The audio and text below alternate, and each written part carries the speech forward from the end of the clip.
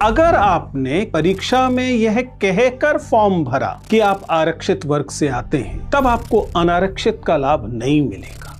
आश्चर्यजनक बात है। मान लीजिए कि आप एक दलित जाति से आने वाले कैंडिडेट हैं और आप यूपीएससी का फॉर्म भरने जाते हैं। अब आपके पास दो विकल्प हैं। या तो आप वहां घोषित करें कि आप दलित जाति से, आप एससी कैटेगरी से आते हैं, या आप घोषित करें कि आप एससी कैटेगरी से नहीं आते। अगर आप एससी, एसटी या ओबीसी कैटेगरी से आते हैं, तुरंत आपके हाथ से 50.5% जो सीटें थी वो फिसल गई। चाहे आपकी मेरिट कितनी भी अच्छी क्यों ना हो, आपका उस पर से हक हट गया। 100 रुपए, महज 100 रुपए के लिए आप सारी की सारी अनरिजर्व सीट्स को अपर कास्ट के लिए रिजर्व घोषित कर सकते हैं। लगभग यही हुआ है अगर आप सुप्रीम कोर्ट के हालिया फैसले को देखें। 49.5% इज रिजर्व्ड, बाकी बचा हुआ 50.5% इज अनरिजर्व्ड।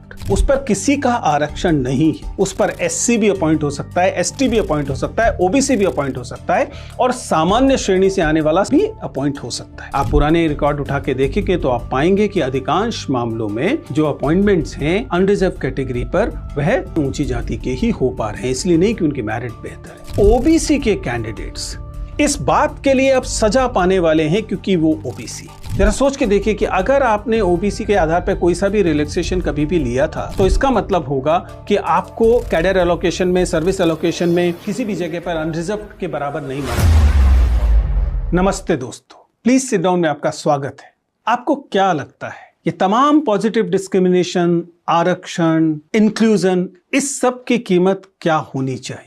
आपको क्या लगता है कि कितने रुपए के बदले आप अपने इन महत्वपूर्ण डेमोक्रेटिक राइट्स को छोड़ सकते हैं? 100 रुपए, एग्जैक्टली, जस्ट 100 रुपीज। अभी हाल में सुप्रीम कोर्ट का जो फैसला आया है उसका पाठ करें तो यही पता लगता है। 100 रुपए, महज 100 रुपए के लिए आप सारी की सारी अनरिजर्व सीट्स को अपर कास्ट के लिए रिजर्व घोषित कर सकते हैं।